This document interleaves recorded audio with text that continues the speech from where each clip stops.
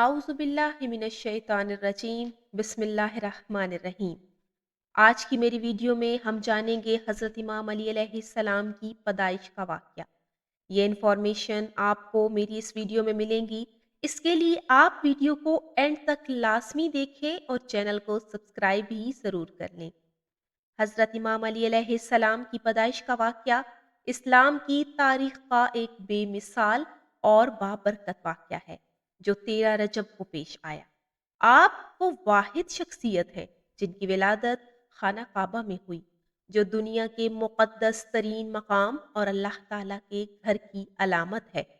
रवायत के मुताबिक हज़रत अली अलैहिस्सलाम की वालिदा हज़रत फ़ातिमा बिन्ते असद खाना काबा के करीब मौजूद थीं। जब इन्हें विलादत के आसार ज़ाहिर हुए, इन्होंने अल्लाह ताला से दुआ की कि इनकी विलादत आसान हो, इनके लिए आसानी पैदा हो।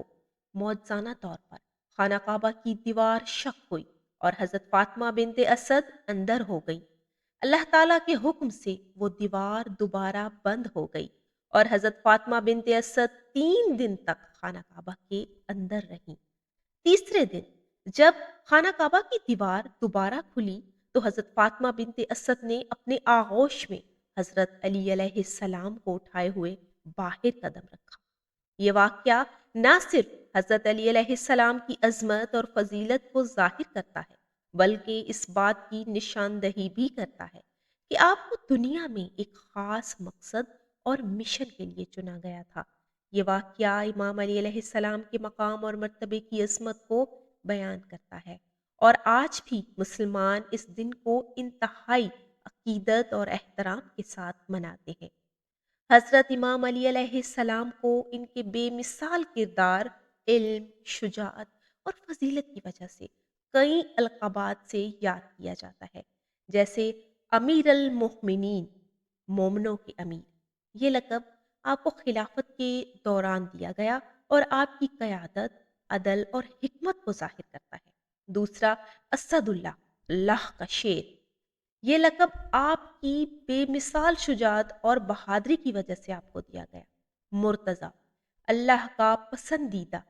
ये लक़ब आपके अल्लाह के नज़दीक ख़ास मकाम को ज़ाहिर करता है। हैदर करार, शेर दिल, बार बार हमला करने वाला। ये लक़ब आपकी जंगी महारत और शुजाअत की अलामत है, जो आपने कई जंगों में दिखाई। बाबुल इल्म, इल्म का दरवाज़ा। बाबुल इल्म, इल्म का दरवाज़ा। नबी अकरम सल्लल्लाहु अलैहि वसल्लम ने फरमाया, मैं इल्म का शहर हूँ और अली उसका दरवाज़ा है। ये लक़ब आपकी बेमिसाल अलमियत को ज़ाहिर करता है। वलीउल्लाह, अल्लाह का दोस्त। आपको अल्लाह के करीब तरीन और मुक़र्रब बंदों में शुमार किया जाता है। ज़ुल्फ़िकार, ये लक़ब आपकी मशहूर तलवार के हवाले से दिया गया, जो आपकी बहादुरी की अलामत है।